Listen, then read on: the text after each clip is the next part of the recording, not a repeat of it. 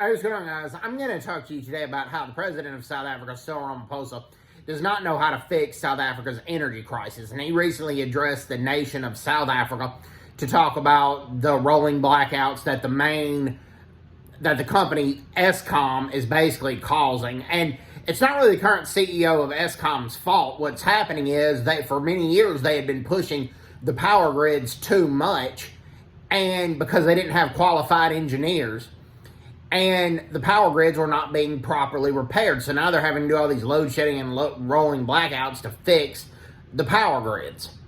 But who knows how long that's going to take, because those power grids have been pushed beyond their max capacity for years. Okay? But Cyril Ramaphosa says there's about 80 private sector jobs in the works to help aid Eskom through this power crisis. But number one, he didn't list what the private sector jobs are going to be. So we don't know if he's telling the truth or not. Also, now people have been angry about the power outages in South Africa, and they've been tearing up power lines and power grids throughout the country. But Cyril Ramaphosa says that he's going to deploy a South African police service unit to catch these people that are sabotaging the power grids and the power lines. Well, the South Africa Police Service under Cyril Ramaphosa's watch has been beset with corruption. There's been a lot of underqualified police officers when Cyril Ramaphosa has been president of South Africa, and the previous president, Jacob Zuma, was the same way. So how do we know Cyril Ramaphosa is telling the truth here?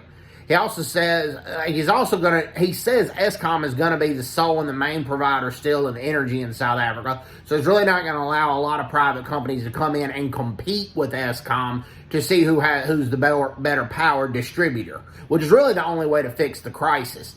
But he's going to divide up Eskom. What Ramaphosa says he's going to do, he's going to have a transmission unit, he's going to have a distribution unit, and he's going to have one more unit after that. But this is going to be, so who's going to be the real leader? It's going to be 3 different divisions, 3 different cronies, and they're going to be ANC political appointees, basically, who know nothing about energy and nothing about power.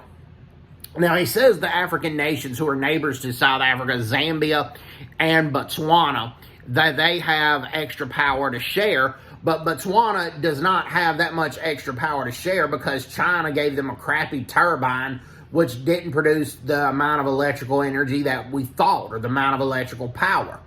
So Zambia and Botswana do not have that much extra energy to give, if they have anything. So the only way to get rid of the energy crisis in South Africa, is 2 things. One, they're going to have to let private companies come in and compete with Eskom and see who delivers the better product. That's going to have to happen. Number 2, people are going to, in the next democratic election, the national elections in South Africa, democratic elections, 2024, they're going to have to vote out the ANC.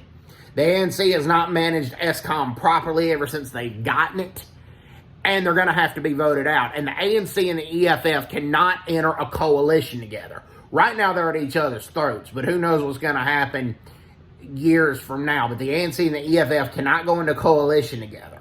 So that's the only way to fix South Africa's energy crisis. Most of South Africa's qualified engineers are living and working as engineers in Japan or in Western Europe because they got ran off because they weren't ANC cronies. And the ANC brought their cronies thinking they were doing this for average black people, but they weren't, with the broad-based black economic empowerment. So that's what happened. And they were just bringing in their political cronies there. It had nothing to do with helping the average black South African. So a lot of the qualified engineers of Eskom have been basically ran out of the country. So anyways, hope everybody's doing well. Take care. God bless them. Bye-bye. Bye-bye.